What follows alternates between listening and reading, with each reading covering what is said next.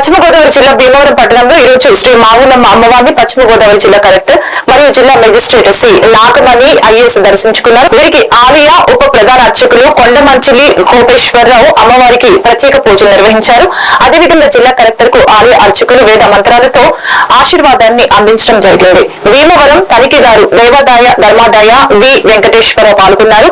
ఆలయ సహాయ కమిషనర్ బుద్ధ మహాలక్ష్మి నాగేశు జిల్లా కలెక్టర్ ప్రసాదాలు శేషవస్త్రం ఫోటో అందజేశారు.